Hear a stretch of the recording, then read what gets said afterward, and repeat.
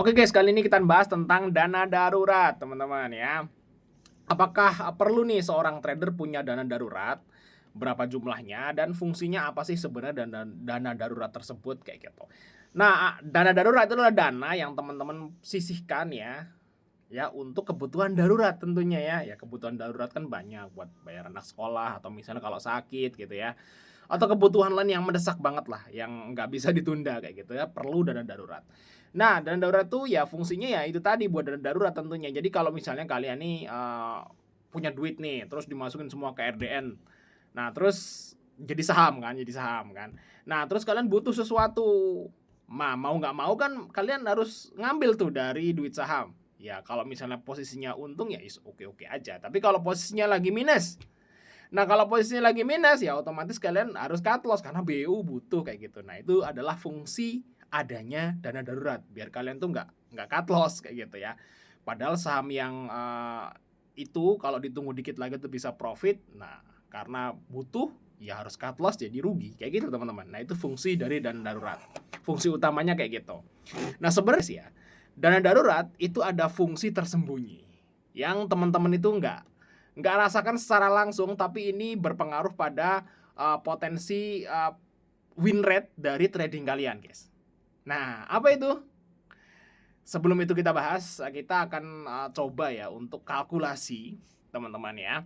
Berapa sih kira-kira jumlah dari dana darurat tersebut? Nah, kalau menurutku nih, ini menurut saya pribadi ya, mungkin teman-teman semua beda-beda lah cara ngitungnya kayak gitu. Nah, ini kalau saya sih kayak gini.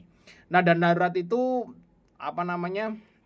Sangat penting ya, walaupun kalian masih single, apalagi kalau udah berkeluarga. Kalau berkeluarga sih saya bilang dana darurat itu wajib ada, kalau udah berkeluarga kayak gitu. Nah, karena kalau udah berkeluarga kita nggak hidup sendiri kan, kita harus nanggung orang lain kayak gitu, anak, istri kayak gitu. Nah, jumlahnya adalah kalau menurutku itu 6 bulan guys, 6 bulan dari kebutuhan pokok. Nah, hitungannya kebutuhan pokok ya, bukan kebutuhan jalan-jalan. Mungkin teman-teman, "Oh, pengeluaran gue, sebulan 10 juta Bang, tapi ya jalan-jalan ke sini ke situ, buat touring segala." Itu nggak dihitung, guys. Teman-teman ngitung kebutuhan pokok aja yang buat makan atau buat bayar sekolah, kayak gitu, teman-teman. Nah, hitung aja misalnya, oh, ini buat makan bulanan sama bayar sekolah, bayar ini yang wajib itu, totalnya misalnya 5 juta misal kayak gitu ya, 5 juta nih. Nah, teman-teman dikali 6. Kalau saya sih seperti itu biasanya. Berarti teman-teman, kalau misalnya pengeluaran pokoknya itu 5 juta, ya kan. Nah, teman-teman ya harus ada tuh dan darurat di tabungan tuh 30 juta berarti karena dikali 6. Nah, kalau kebutuhan pokok kalian 3 juta, berarti 3 kali 6, 18 juta berarti di rekening kayak gitu. Dan itu hitungannya yang pokok doang ya, kalau jalan-jalan, jajan-jajan yang mewah-mewah itu nggak dihitung guys, kayak gitu. Nah, seperti itu guys. Nah, baru nanti setelah teman-teman sisihin dana darurat, itu teman-teman sisanya baru diputerin di trading, swing dan sebagainya kayak gitu. Nah, apa fungsi tersembunyi ya dari dana darurat tersebut selain untuk kebutuhan darurat? Yaitu fungsi dari psikologis guys, psikologis. Jadi kalau teman-teman itu punya dana darurat, itu teman-teman akan lebih bagus atau lebih terjaga psikologisnya. Nah, beda kalau kalian nggak punya dana darurat. Kalau kalian nggak punya dana darurat, lagi open posisi saham, terus ada kasus MSCI atau kasus pidato kayak gitu ya, drop, nah kalian langsung panik. Karena duitnya cuma di situ doang, nggak punya cadangan gitu ya. Dana darurat kan dana cadangan, nggak punya. Ya akhirnya kalian panik, was-was, bla bla, cut loss, jedet.